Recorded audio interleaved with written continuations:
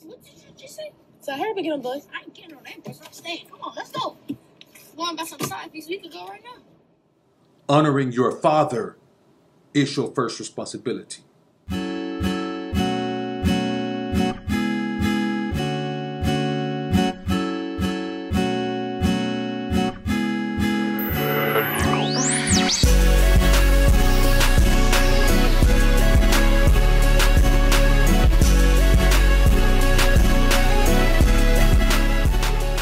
So what's good, homies? It's your man, Dr. BOA.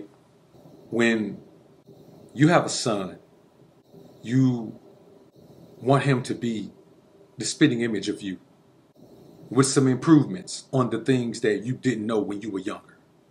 You never know if that's the case until your son is put in a situation to prove what he's learned from you, to prove how much he values your input in his life.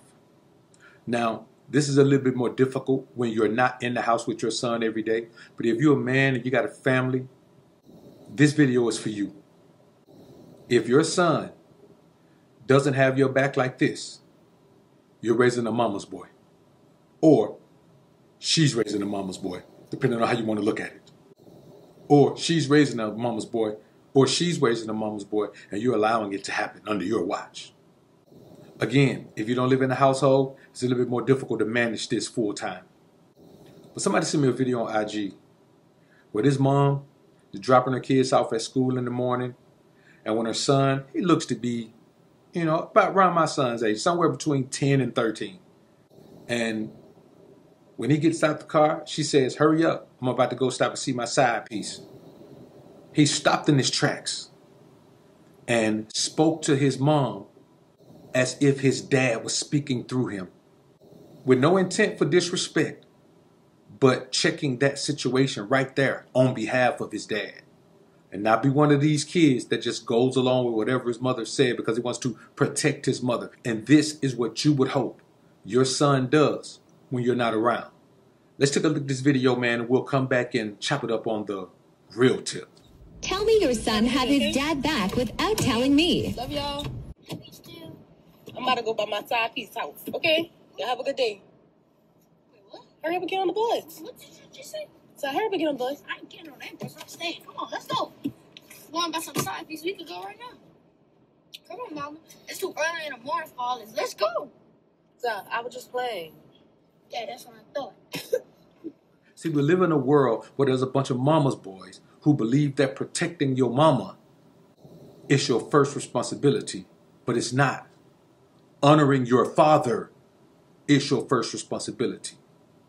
And in a godly/patriarchal world, that would be the case. And in this household, that is the case. Now, what you see is a young man, just a little kid, respectful to his mom, gets out of the car, says goodbye, love y'all. His mom says something that stops him right in his tracks. And he transforms instantly from her son to his father's son. See, this is what I want y'all to understand. One of the main problems in the household is that the father and mother want to be parents together. No, there is a mother, there is a father. There is two totally different interactions with that child. And this is how it must be with both boys and girls. So when he turns around, he automatically becomes his father's son. Why? Because his mother is doing something that will offend his father, that will hurt his father, that would harm his father. So it's not just about always protecting your mother from your father or protecting your mother from the world. When it's time for protection, when it's time to defend, when it's time to stand up and honor, you honor your mother and your father.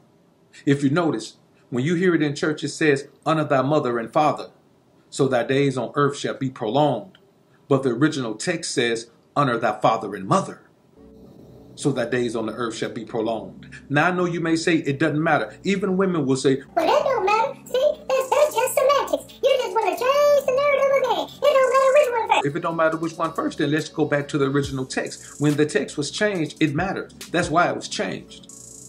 So when you see a situation like this, man, you really have to feel good as a man to know that, You know, there's at least one man out here that is fully connected with his son. And this is your goal. This is why you have to communicate with your son. You have to communicate with him as a man talking to a boy. And as he matures, you interact with him as a man talking to a teenager, as a man talking to a young man, as a man talking to a young adult. And then eventually you get to where you're talking to him man to man. He earns their respect. You give it to him. But you have to teach him how to earn it. I don't talk to my son like a kid. I don't go play ball with my son. That's for my son to do with some kids. So what I want you men to understand is this. This is the type of connection that you can have with your son. If it's not your son, you're never going to have this type of connection. There is no stepdad who's going to have this type of connection, because this is a spiritual bond between a son and his father, where the son feels like, if you offended my father, it feels like you're offending me. It hurts like you're offending me. It angers me like you're offending me. That's a spiritual connection. That's because this boy is a representation of that man, not just in the way he looks, but in the way he's built, the way he was created.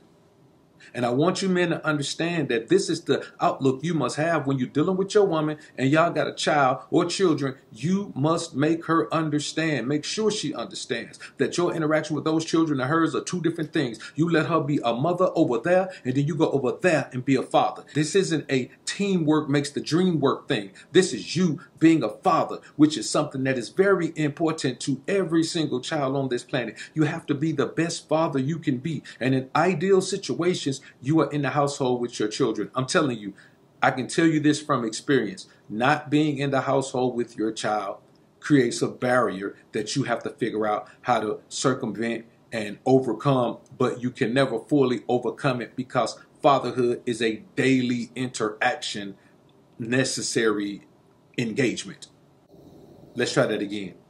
It is a daily interaction, necessary engagement with your son. You have to be able to do it on a daily basis. So when you can't be there, then you got to call. You got to be able to, you got to create that type of understanding where your son's first line of defense is you.